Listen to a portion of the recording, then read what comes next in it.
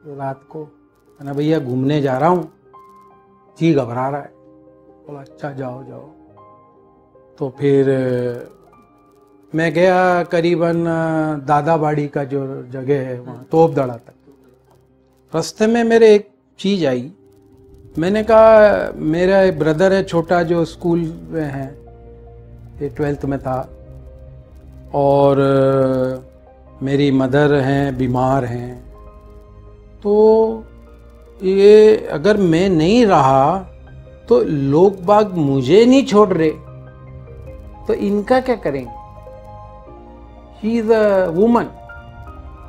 और क्या ये चीज सॉल्यूशन है? और मैं जा रहा था आना सागर कूदने, मुझे स्विमिंग नहीं आती, आज भी नहीं आती। तो मैंने कहा कि इज द सॉल्यूशन। ऐसे करते करते मैं वो पटरी के पास तक पहुंच गया, वहां से मैं मुड़ा और वापस घर आ गया। और जब तक मेरी मदर को पता पड़ गया मैं कमरे में नहीं हूँ, तो वो बाहर खड़ी हुई थी। बोले तू कहाँ गया था? कहा मेरे जी घबरा रहा था। बोले कह के जाना चाहिए था, घूमने चला गया। तीसरे दिन मेरे पास ऑफिस से लेटर आया सेंट एंसलम के कि you have been appointed as a teacher.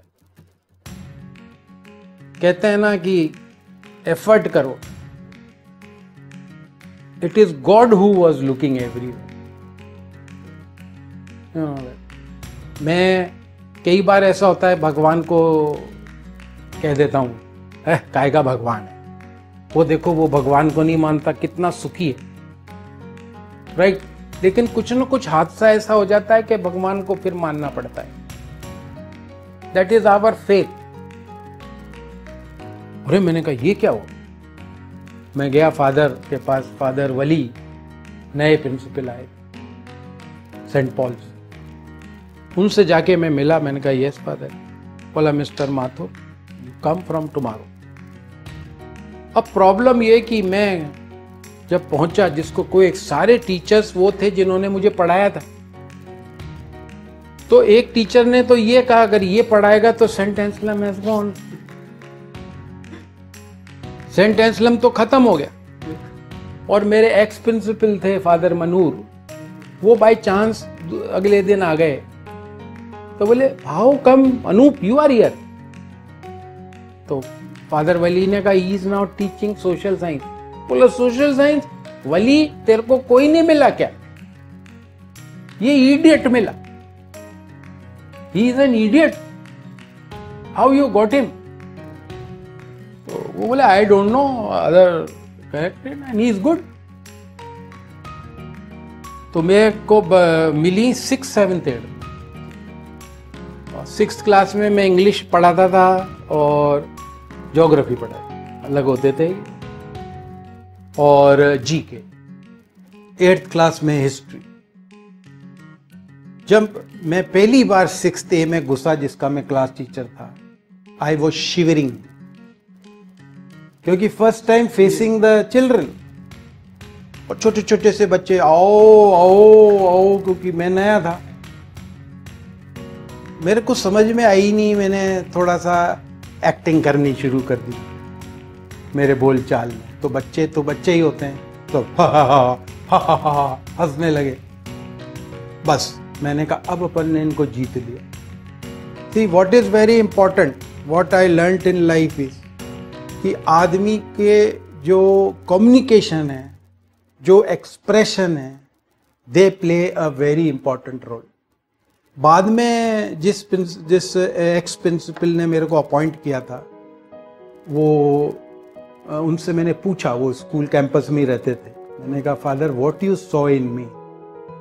You looked very smart and attractive, your face was shining and you was it looked as if you will be able to handle. और इस तरीके से मैं वहाँ Anselm में रहा 6th 7th 8th। अब मेरी तनख्वाह 500 रुपये, कर्जा 10 लाख, लेकिन सेंट एंसलम की देन हूं मैं। अगर सेंट एंसलम ज्वाइन नहीं करता तो 100% कुछ गलत काम कर सकता। और हुआ यही कि क्या नाम से बहुत चीज़ें सीखी जब मैंने लोगों को देखा कि वही परचूनी वाले ने, उसका लड़का एंसलम में पढ़ता था, मेरे को कहा माथुर साहब आते नहीं हो आजकल। मैंने कहा भैया तू आने ही नहीं देता है, मेरे को पैसे हैं नहीं, अभी तो मैं 500 रुपये की नौकरी कर रहा हूँ, आपको शर्म नहीं आती है माथुर साहब, ये दुकान आपकी है। बुरा बोला पहले, आज वो सड़क पे आ गया, मैंने भी उसको बोला, मैंने कहा याद है तेरे वो दिन, तेरे देख क्या लिखा है आई बैंक। तो क्या है, मैंने कहा दिन किसी के भी फिर सकते हैं। और जो लोग मुझे गाली देते हुए आते थे पैसे ला, वो हाथ जोड़ के आने लगे। सेंट एंसलम उस टाइम ऐसा स्कूल था जिसमें अजमेर की पूरी क्रीम पढ़ती, एडमिनिस्ट्रेशन के लोग पढ़ते थे। तो आई हैड अ गुड रेपर्ट। और कभी कभी आईजी पुलिस आए, मिस्टर माथुर एनी वर्क, मैंने साहब एक गुंडा है, ये वो मेरे जेवर ले गया और ऐसे पैसे दिए, बोला आप तो नाम बता दो बाकी मैं कर। और आईजी साहब ने वहाँ पर पुलिस भेजी और उससे कहा कि भाई एक मिसेस माथुर हैं, उन्होंने चोरी का इल्ज़ाम लगाया है,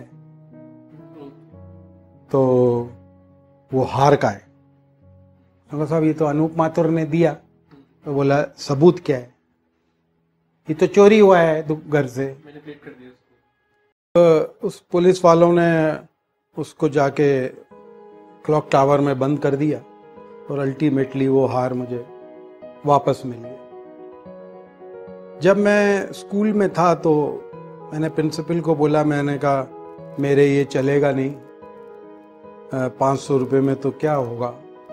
तो उन्होंने कहा तुम, मेरे पास ज्योग्राफी में जगह होने वाली है, तुम एमए करो ज्योग्राफी में, तो मैं तुम्हें लेक्चरर पढ़ा दूँगा। तो मैं वहीं से स्कूल से डीएवी कॉलेज में एडमिशन लिया और छुट्टी के बाद वहाँ पढ़ने जाता था।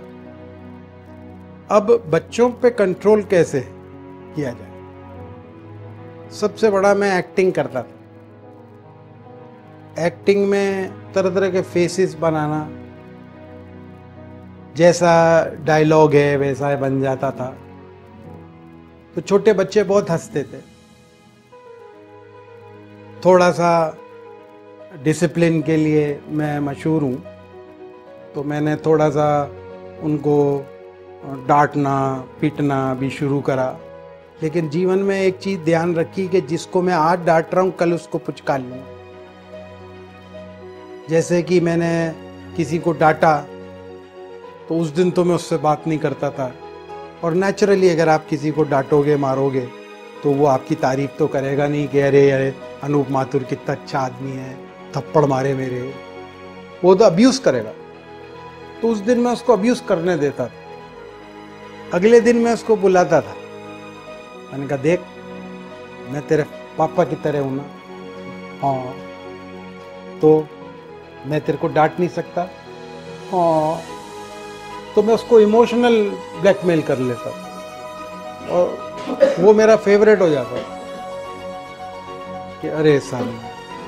और एक चीज़ बहुत इम्पोर्टेंट, जैसे अपन बच्चे होते हैं, आज मैं अगर किसी को बहुत बुरी तरह मारता हूँ तो उसको इतनी नहीं लगेगी जितनी मुझे लगेगी, क्योंकि आई एम एल्डर। आज मैं कई बार मैंने देखा है किसी के थप्पड़ मारा, मेरा तो दिन भर दर्द कर रहा है और वो बच्चा जाके खेल रहा है ग्राउंड में। प्लस किसी को डांटने से आपका बीपी भी हाई हो जाता है, ऐसे नहीं है कि भाई।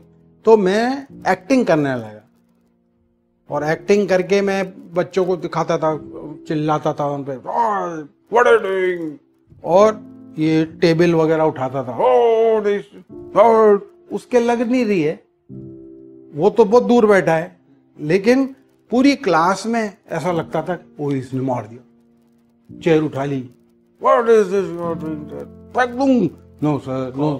हाँ, तो वो एक प्रकार का डर पैदा कर दिया। और खाली डर से बच्चा नहीं डरता है, इसमें बच्चे को प्यार भी चाहिए.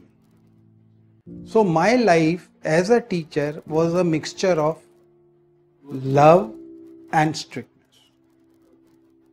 You have to love the child, उसको प्यार करो, प्यार दो जो एक माँ बाप देते हैं, एंड सपोर्ट द चाइल्ड. मैंने जब 31 साल नौकरी करी, जो पीटीएम वगैरह होते थे, किसी बच्चे की शिकायत नहीं करी उसके पेरेंट्स नहीं. कोई कह दे 32 साल में कि सर आपने मेरे पापा को बोला था. हाँ, मैंने कभी नहीं करी. मैं हमेशा कहता था आप तो मेरे पे छोड़ दीजिए, मारूंगा मैं इसको, आपसे परमिशन चाहिए. अरे सर आप खूब मारिए, खूब ये करिए. And that was one of the reasons of my continuous popularity. किसी को फेवर नहीं किया, ट्यूशन भी पढ़ाता था, किसी को फेवर नहीं किया, और इन 32 साल में मेरी आज तक शिकायत नहीं हुई.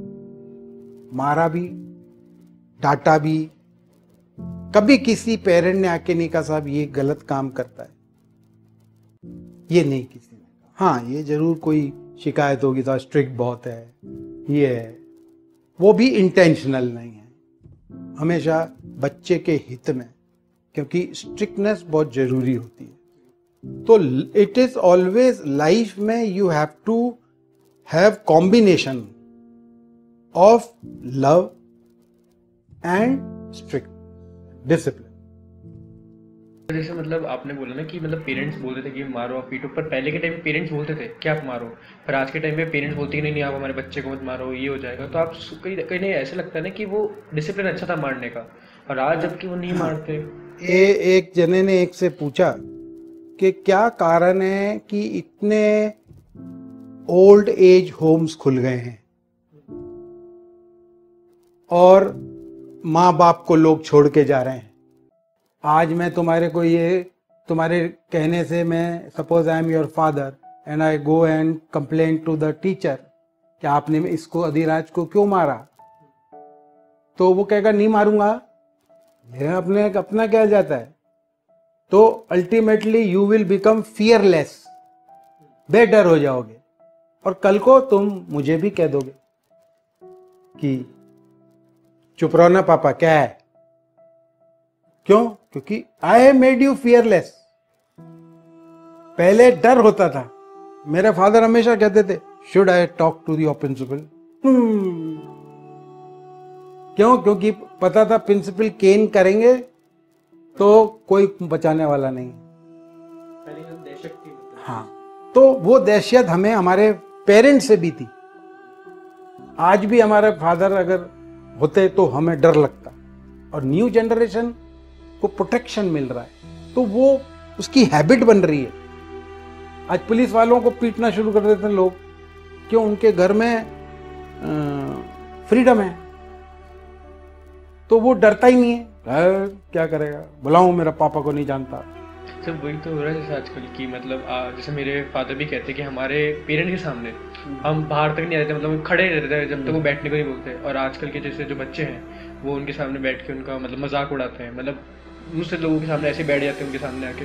सो एटिकेट्स की बात होती है, ये नहीं कि डर है, बट एक एटिकेट्स भी होते थे पहले के टाइम पे, डिसिप्लिन. और फिर क्या है, बच्चों में और टीचर में हमेशा एक गैप होना चाहिए, एक डिस्टेंस होना चाहिए. टीचर को ध्यान रखना चाहिए कि मैं इसके सामने क्या बोल रहा हूँ. आज मैं कोई गलत बात बोलूँगा. मैंने एक टीचर को सुना, मैंने एक स्टूडेंट से पूछा, देखा कि वो अपने स्टूडेंट से पूछ रहा था कि तेरी गर्लफ्रेंड के क्या हाल. इस तरीके के डायलॉग्स बोलना, आपका कैरेक्टर लेस होना, ये आपकी बच्चे के दिमाग बहुत तेज चलता है. जब टीचर क्लास में खड़ा होता है तो वो उसके पास केवल 2 आंख है, और जब बच्चे बैठे होते हैं तो 50 आंखें होती हैं. तो उसकी जरा जरा सी बातें वो नोट करते हैं, कैसे चलता है, कैसे खड़ा होता है. मैं जब गया तो नया नया था तो मैं बेल्ट नहीं पहनता था, तो थोड़ी थोड़ी देर में मेरी पैंट जब मैं बोर्ड पे लिखता था नीचे हो जाती थी, तो मैं यूं यूं यूं यूं करता था, तो बच्चे हंसते थे। तो मैं उनसे पूछता तुम हंसते काहे को, वो बताते नहीं थे। एक बार बड़े कॉन्फिडेंस में लेके मैंने पूछा, बोला सर हम सब इसलिए हंसते हैं कि आप ब्लैक बोर्ड पे जैसे ही लिखते हो तो आपकी पैंट नीचे आ जाती है, फिर आप यूं, तो ये जो बैठा है लड़का ये पीछे से यूं करता है आहा ओ है, इस तरीके से आवाज बनाता है। तो बच्चों के एक बार पूरी क्लास हंस रही थी। मैंने कहा भाई रीजन बताओ क्यों हंस रहे हो। बोला सर आपके यहाँ पे ना छेद है शर्ट में, उधड़ी हुई। तो कितना माइन्यूट वो है। तो बच्चे को आप बेवकूफ नहीं बना सकते, वो आपको बना सकता है, आप उसको नहीं बना सकते। तो you have to be very careful. आपका कैरेक्टर होना चाहिए, आपको पब्लिक लाइफ में एक सेपरेशन होना चाहिए। अगर मेरी सारी लूप होल्स उसको पता है तो फिर वो इज्जत करता है। स्कूल में भी देखा गया कि हम जब स्कूल में थे तो आपको बच्चे प्यार से मार साहब बुलाया करते थे, बिकॉज आपका डिसिप्लिन भी था। और साथ ही साथ जैसे किसी बच्चे को भी प्रॉब्लम हुई, जैसे फाइनेंशियली प्रॉब्लम हुई, तो आप उसको बोलते थे कि अच्छा क्या हो गया, चल मैं तेरी मदद करता हूँ। तो वो आके डिस्कस भी करता था। मेरे पास कई बच्चे आए, एक ट्यूशन पे आता था, वो बड़ा मुंह लटकाए बैठा था। एक दूसरे लड़के ने कहा सर इसकी आज बर्थडे है। तो मैंने कहा भाई बर्थडे कहाँ मना रहा है। बोला सर पैसे ही नहीं है, पापा ने दिए ही नहीं। मैंने कहा बनाएगा, कितने पैसे चाहिए। बोला सर 2000 रुपये चाहिए, मैं कमाऊँगा दे दूँगा। मैंने कहा ये मेरे गिफ्ट ले। तो वही लड़का जो है वो आज भी मेरे को कंसिडर करता है। शादी में उसकी अभी शादी हुई थी पिछले साल, उसने सारे टीचरों में केवल मुझे बुलाया, जबकि मैं उसकी खूब पिटाई करता था, खूब डांटता था उसको, लेकिन उसकी हिम्मत नहीं है। औरों को तो वो अब्यूज कर देता था, कह देता था मेरे से ऐसे नहीं बोलना। लेकिन मेरे को तो आज भी रिगार्ड्स करता है, हर फंक्शन पे बुलाता है। अब मैंने तो ऐसी मदद कर दी थी। और अभी एक दिन मिला, बोला सर अब मैं काम करने लगा हूँ, आपके पैसे लौटाने हैं। मैंने कहा गिफ्ट में थे वो। तो क्या होता है, आप किसी की मदद करोगे, किसी की हेल्प भी करो तो आप उसको डांटो, आपका हक है। खाली डांटोगे, खाली उसको टॉर्चर करोगे तो it is really a torture, it is a torture. और अगर बच्चे को आप वैसे भला भी करोगे तो वो जानता है कि सर मेरे भलाई के लिए कर। वो क्या है, टीचर वो उसको ये सोचना चाहिए कि मैं अगर डांटता हूँ या कभी कभी गुस्से में पिटाई भी कर देता हूँ, we are all human beings, तो उस वक़्त वो हमारा इंटेंशन गलत नहीं होता है, तुम्हारे फायदे के लिए होता है। आज मेरे को पॉपुलर होना है तो मैं क्या करूँगा, मैं तुम्हारी तारीफ ही तारीफ करे जाऊँगा। बट जब तुम बड़े हो जाओगे ना, जब तुम कहोगे मेरी ज़िंदगी खराब करने वाला अनुपमा, उस टाइम वेरी गुड है ना, आज का गुड। तो we have to be realistic. Sir आप जैसे स्कूल में भी बोला करते थे, जैसे मैं आता था कि ड्रेस तुम्हारी पेरेंट्स को नहीं है, शूज पॉलिश करनी है, आप डिसिप्लिन सिखाते थे उसको। डिसिप्लिन बहुत जरूरी है लाइफ में, क्योंकि आज मैं जब किसी से मिलता हूँ तो उससे क्या पता मैं क्या हूँ, वो डिसिप्लिन से पता पड़ता है। One has to be courteous, one has to be, आदमी को हम्बल होना चाहिए, पॉजिटिव होना चाहिए, हेल्पिंग होना चाहिए, क्योंकि लाइफ लिमिटेड है हर एक की। इन माय होल कैरियर मैंने देखा कम से कम नहीं तो 50 मेरे स्टूडेंट्स थे जिनसे मैं मजाक करता था कि वो तेरी बारात में नाचूंगा, ये वो, दे आर नो मोर। उनकी डेथ हो गई, किसी के एक्सीडेंट्स हो गई, किसी का क्या हो गया। तो लाइफ का कोई भरोसा नहीं है। तो जो भी लाइफ है, हम किसी को क्या दे सकते हैं, दैट इज वेरी। और पॉजिटिव रहना है। आप बच्चे को दो, कई बच्चे आते थे साहब मैं फीस नहीं दे सकता, अरे मत दे, छोड़ यार, पढ़। तो ऐसे बहुत से केस मिलेंगे ये बात कहते हुए कि सर ने हमारे को फ्री पढ़ाई। तो जैसे मतलब होता है ना कि लाइफ में जैसे आपने भी मतलब मेरे को स्कूल लाइफ में जैसे आपको पता है कभी डिसिप्लिन नहीं था, आपने हाउस एक्टिविटीज़ भी देते थे, केवल विश्वास करें कि कर लेगा, जैसे आप बोलते थे कि कर लेगा, और आज वो डिसिप्लिन की वजह से, वो मार की वजह से, जब मारते थे डांटते थे, आज आपके सामने मतलब मैं मतलब इतना मेरी वो नहीं है कि मैं आपको इंटरव्यू ले सकूँ, लेकिन फिर भी मतलब आज को आप यहाँ आने से पहले भी मैं डर रहा था कि मैं 10 बार कोशिश करी मैं करूँ नहीं करूँ फ़ोन, पर एक रहा कि नहीं एक बार सर से तो बात करूँ। टैलेंट हर एक बच्चे में, उसको निकालने का काम टीचर। तुमने, हमारे एक सर हैं वो बोलते हैं कि एक टीचर इंसान को ह्यूमन बॉम्ब बना देता है। कितना पावरफुल, मरने के लिए तैयार कर देता है। एक आतंकवादी है, उसको कौन बनाता है? उसका गुरु। तैयार बचपन में ले जाते हैं और तैयार करते हैं, और वो देखो मार ही देता है, मर भी जाता है। तो गुरु का रोल तो बहुत ज्यादा है, वो आज तक लोग याद रखते हैं, खासतौर से स्कूल टीचर्स। मेरे जितने स्कूल टीचर्स हैं मुझे आज भी याद है, और जब मैंने टीचिंग स्टार्ट करी थी तो उन सब का मिक्सचर बनाया, क्योंकि हर एक टीचर की कुछ न कुछ अच्छाई मुझे लगती थी, तो मैं वो हर एक अच्छाई जोड़ता गया, अच्छाई, और इस तरीके से एक सक्सेसफुल टीचर निकला हूँ। आपकी अर्ली लाइफ में लाइफ को लेकर ऑब्जेक्टिव अलग थे, गोल्स अलग थे, और अभी जो आप रिटायर्ड हो गए हो तो उसमें डिफरेंस क्या है उन गोल्स को लेकर और ऑब्जेक्टिव्स को लेकर? मेरा, जब मैं स्टार्टिंग की अपने कैरियर की, तो मेरा मेन ऑब्जेक्टिव था कि खूब मेहनत करो, परफेक्शन से करो और बिजी रहो,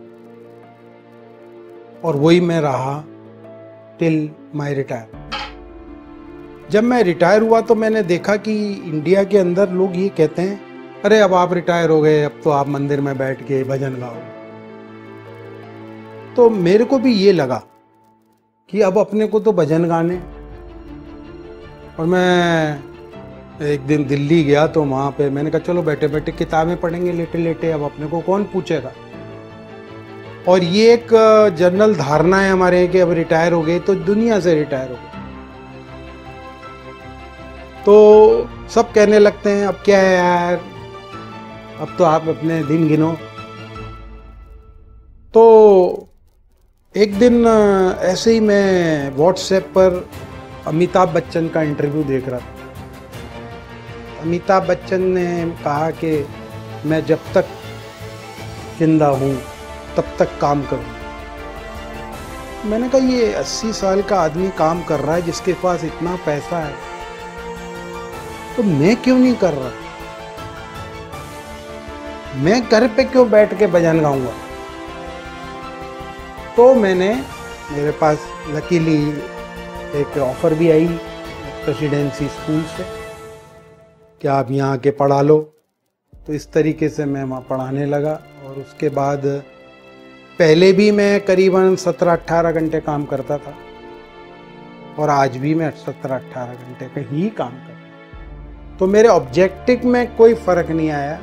मेरा ये मानना है कि जिसे जापानीज प्रिंसिपल बोलते हैं कि यू वर्क, खूब काम करो और फिट रहो। प्रॉब्लम्स तो आनी है, वो आती रहेंगी अपने आप सॉल्यूशन भी निकलते रहेंगे। तो जब तक मैं अलाइव हूं, जब तक मैं फिट हूं, मेरे पास ये टैलेंट है टू टीच द स्टूडेंट, मैं पढ़ाता रहूं। और मैं कॉलेज तक के बच्चों को पढ़ाता हूं। अभी रिसेंटली मैंने IAS की क्लास भी शुरू करी। Money is not important. अभी 1-2 बच्चे आए कि साहब IAS की कोचिंग के कितने पैसे लोगे? मैंने कहा मनी इज़ नॉट इम्पॉर्टेंट, तुम तो पढ़ो, तुम IAS बन जाओगे, दैट इज़ माई मनी। तो क्या है कि आदमी को बिजी रहना चाहिए। मैं फालतू बैठता हूं तो मेरे सिर में दर्द होने लगता है, और कुछ ना कुछ करता रहता हूं तो मैं फिट रहता हूं। और बहुत से लोग कहते भी हैं कि अरे माथुर साहब अब तो बंद करो, लालच बुरी बला। तो लालच नहीं, ये मेरा मेहनत है, मेरा बिजी रहने का तरीका है, मेरा काम करने का तरीका है। और हर इंसान को ये होना चाहिए कि इवन आफ्टर रिटायरमेंट वो जिस किसी क्षेत्र में है अपने आप को बिजी रखे एनी हाउ। तो ऑब्जेक्टिव हैज़ नॉट चेंज, मैं अभी भी अचीव करना चाहता हूँ। सर नेक्स्ट जो चीज़ है, जैसे कि अभी बहुत कॉमन चल रही टीनेजर्स में और लोगों में भी, कि डिप्रेशन में बहुत जा रहे हैं बच्चे, टीनेजर्स बहुत डिप्रेशन में जा रहे हैं, सुसाइड करने जा रहे हैं और सुसाइड कर लेते हैं। तो कैसे इसको रोकना, क्योंकि आपने बताया कि जैसे आपने भी एक टाइप से सुसाइड करने गए थे, तो ऐसी क्या चीज़ें करें जब डिप्रेशन में हो और सुसाइड करने जाए तो वो रुक जाए और सेल्फ कंट्रोल रहे खुद पे? इसके लिए टैलेंट होना जरूरी है। क्या है, लोग बिना टैलेंट के, बिना लर्निंग के वो चाहते हैं कि हम ये पर्टिकुलर चीज़ अचीव कर लें, वो कर पाते नहीं और फिर ये सुसाइडल टेंडेंसी आ जाती। सबसे ज़्यादा इम्पोर्टेंट बात है कि पुराने ज़माने में लोग बाग आपस में मिलते थे, अपनी बातों को कहते थे, हंसते थे, खेलते थे, तो माइंड क्लियर हो जाता। आज घरों में बैठे हुए हैं, आज कंप्यूटर के सामने बैठे हैं, मोबाइल और टीवी के सामने बैठे हैं, तो अपनी बात को कह नहीं पा रहे हैं। पेरेंट्स के पास टाइम नहीं है कि क्या मेरे बच्चा कर रहा है, बच्चे के पास टाइम नहीं है कि मेरे पेरेंट्स क्या कर रहे हैं। पहले के ज़माने में हम खाना खाने बैठते थे तो हमारे पेरेंट्स के साथ खाना खाते थे और वो हमसे पूछते थे क्या हुआ आज, तो हम अपनी समस्या भी बताते थे और उसका वो समाधान बताते थे। आजकल पेरेंट्स को पता ही नहीं है कि मेरा बेटा क्या कर रहा है, मेरी बेटी क्या कर रही है, और वो मोबाइल से और जो इलेक्ट्रॉनिक मीडिया है, जो सोर्सेज हैं, उनसे तरह तरह की ऐसी चीज़ें देखती जिससे उसकी एक्सपेक्टेशंस ज़्यादा हो जाती। और टैलेंट आएगा कहाँ से जब आप दिन भर इन चीज़ों में लगे रहोगे। तो इसकी वजह से आदमी में एक कॉम्प्लेक्स आ जाता है और वो फिर सुसाइड करता है। क्योंकि आज मैं भी जो चीज़ चाहूँगा अगर मुझे मिलेगी नहीं तो डिप्रेशन आएगा।